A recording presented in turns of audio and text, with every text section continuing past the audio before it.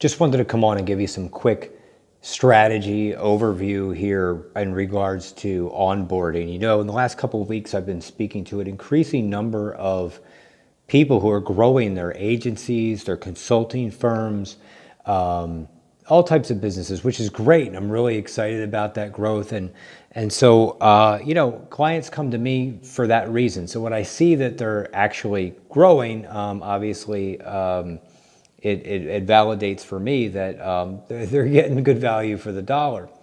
However, oftentimes they end up dropping the ball shortly thereafter because growth is great, but the second part of that is keeping up with that growth. And that's really important that you're able to do that. And as your business grows, you need to bring in some more resources. It can be technology resources. It doesn't necessarily need to be human resources. It could be, software, automation, algorithms, artificial intelligence. But there are those occasions where you're going to need to bring in people. Attracting the right people is really important. And some businesses are really good at this. They've got really fluffy ad copy, help wanted, and we offer this and we offer that, and it sounds really great, but of course the applicant doesn't really know what they're getting into until they get into it. Some companies are great at dressing up the job fair with the right table and the printed T-shirts and the literature and all that. But again, the applicant doesn't know until they know. So as much information as you can give the applicant beforehand is certainly going to help you with those mishires. And mishires can be really expensive because you bring somebody in after you've paid good money to run ads or set up a job fairs or whatever your recruiting process is. And if you bring somebody in and then you lose them, then where does that leave you? It leaves you, having to do all that again. Not to mention the fact that you've paid good money to train them and all the time that it took to get them trained, and whether or not you had to, take that time yourself or pay somebody else to do it, it can get very costly.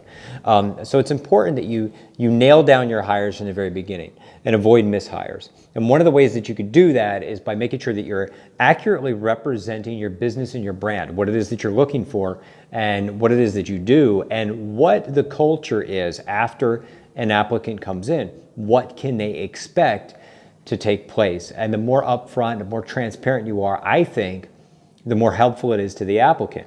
Now, you have to consider that as the person doing the hiring, just because you're the one paying the money out doesn't mean that you should be the one calling all the shots. I mean, you should make your applicants feel valued. Like if you're recognizing the idea, the fact that they're a talented person that can contribute to the assets of the company as a whole, then make them believe that.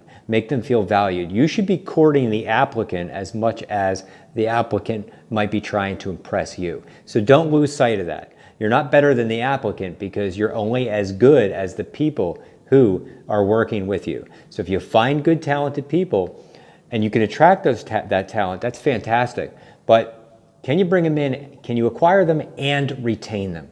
So retention is a whole other matter in and of itself. And one of the ways that you can do that is creating a good work environment, okay? Forget about the team building for a minute, okay? What's the first thing that happens after somebody gets hired? They get that welcome letter, they get trained. What does that training consist of? Does the person training know what they're doing? Can they explain it in a comprehensive, succinct, yet manageable manner? The onboarding process is so important. It's one of those things that I've noticed that a lot of young companies that I work with are really missing out on. They're attracting high quality talent, but then they miss it. They keep whiffing all the way through that onboarding process, getting acclimated to what their job is.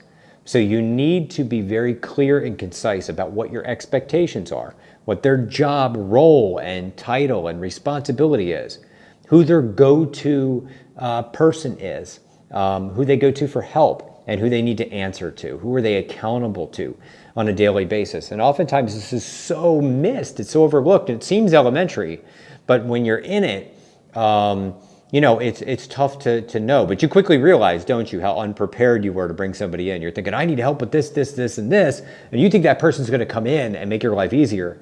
but not before they make your life more difficult, because you have to put the effort into the training process. Okay, so number one, don't expect that people should be coming in to solve the problems that you're currently having in your business. Okay, your housekeeping and dirty laundry is your responsibility. You need to make sure that your house is clean and in order before you bring other people in. Okay, unless if you're bringing in somebody like me. All right, so I don't care how messy your house is. I'll help you get it cleaned up as a consultant, as an advisor, but don't think you're going to bring somebody in, as a VA. To come figure out how you can, generate more leads and close more deals and improve your efficiency processes. That's not what they do, and I often see that mistake where somebody's, trying to hire a Facebook ads manager, and the ads manager comes in and says, sure, yeah, I can manage your ads. And they go, okay, great, figure out how to sell this. That's not what ads managers do. They manage ads. You might need an ad strategist. And you might need to pay more money for that, okay? And I can help you with that as well. But it's important to know what those roles are. Make sure that they're really well defined and that the expectation is very well known by your new applicant, by your new recruit. They know exactly what their job role is, the responsibility, what's expected of them. And of course, you want to follow up and inspect what you expect, right? You want to pay attention to what they're doing and make sure that it's getting done. But there's a very fine line between follow-up and micromanagement, okay? So if you want to scare somebody away really fast, micromanage them, because I think it's one of the biggest things that a new recruit hates more than anything else, okay? But at the same time, your business is your responsibility. You need to know what's going on every step of the way. So you can't just, blindly leave town right after you recruit somebody. That's not going to be the best option either. But you need to hold their hand, walk them through the process. Make sure that they have a list of references, right? The software that they're going to be used, the email addresses, all the credentials and the logins and everything they need. You need to supply them with the tools and the resources, the handbook, the manual, everything that they need in order to get their job done. You can't expect that a job's going to get done if you don't give them the resources. A painting doesn't get painted without paint and brushes, right? And a canvas. And so make sure all those tools are provided for your new recruits so that their daily routine is not a struggle. There's no guesswork involved. They're not trying to figure out what am I supposed to be doing and who am I supposed to be answering to and am I supposed to do this or that, right? Take the guesswork out, be clear, be concise, be comprehensive, but don't be overly wordy either. This is not a human resources issue. Okay, I'm not a human resources expert. This is not a recruiting issue. I'm not a recruiter. This is an operations and efficiency issue. This is business management issue. This is a scalability issue. So if your business is in a growth stage right now, congratulations. You're not going to be able to handle it on your own. You're going to need to bring in either people or technology.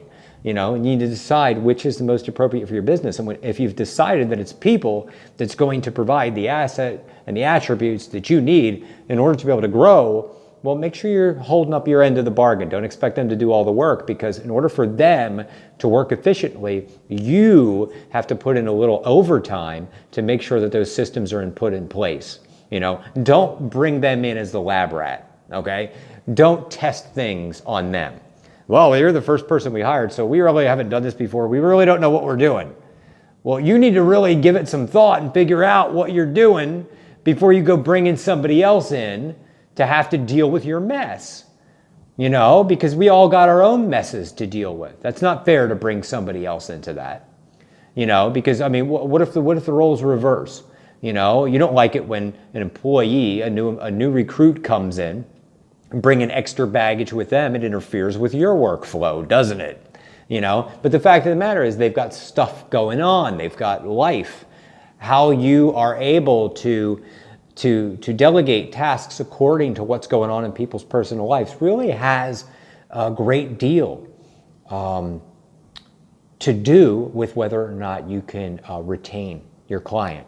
How do you treat your people? Are you providing them with the necessary tools, materials, and training so that they can do a great job, right?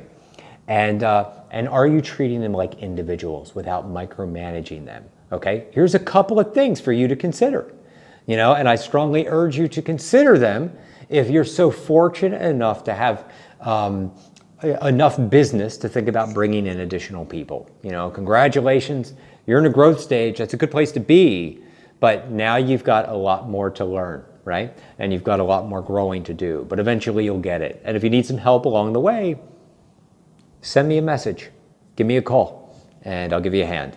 Wishing you the best and success. Take care and be well.